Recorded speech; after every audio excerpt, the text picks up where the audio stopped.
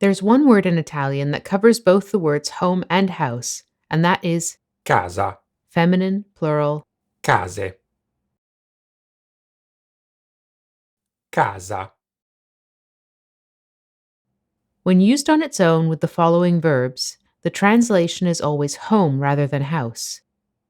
andare a casa, To go home, venire a casa, to come home, tornare a casa, to go back home, restare, rimanere, stare a casa, to stay home, passare da casa, to pop home, mangiare a casa. to eat at home. Although not necessary, you can add possessive adjectives such as mia, my, or tua, your, after casa for emphasis or clarification. Vado a casa mia, I'm going home. I'm going to my house. passo da casa tua domani. I'm going to pop by your house tomorrow. If you want to refer to somebody else's house, you must add di plus the name of the person after the word casa. Vado a casa di mia sorella. I'm going to my sister's house. Mangio a casa di Lucia stasera. I'm eating at Lucia's house tonight. The only exception is possessive adjectives which don't require the preposition di. Vado a casa sua. I'm going to his house. I'm going to her house. Torno a casa tua. I'm going back to your house. One thing learners of Italian may find confusing at the beginning is that it isn't obligatory to use the word casa when talking about another person's house. All you have to do is insert the preposition da after the verb, and it's assumed you're talking about another person's place of residence. Vado da mia sorella. I'm going to my sister's house. Mangio da Lucia stasera. I'm eating at Lucia's house tonight. An extremely useful expression in Italian is Sotto casa. which literally translates as under house, but in context refers to people or things that are located a stone's throw away from where you live.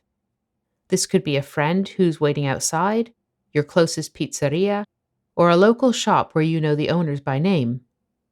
In English, the expression usually translates as nearby or out front. Ti aspetto sotto casa. I'll wait for you out front.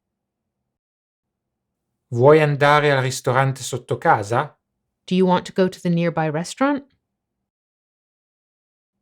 By adding etta to casa, you end up with the diminutive form, Casetta. which can mean little house, cottage, or a stall at a market depending on the context. Che bella casetta che hai. What a nice cottage you have. Ci sono tante casette al mercatino di Natale. There are lots of stalls at the Christmas market. As in English, casa can also be combined with other nouns to refer to specific kinds of homes. Casa di cura, Nursing home, casa di riposo, retirement home, casa famiglia, foster home. It can also mean company or firm if you tack on an adjective such as in the following examples: casa discografica, record company, casa produttrice, production house, casa costruttrice, manufacturer, casa automobilistica, car company, casa editrice. publishing house. Other words based on casa include Casolare, farmhouse, casale, small rural village, caseggiato, apartment block, casalinga. housewife. Casa is a simple word for a simple concept, yet as we've seen, there's quite a lot to say about how its usage differs from the English equivalents. How about you? What kind of casa do you live in? Grazie per averci seguito. Thank you for watching, and don't forget to subscribe to our YouTube channel.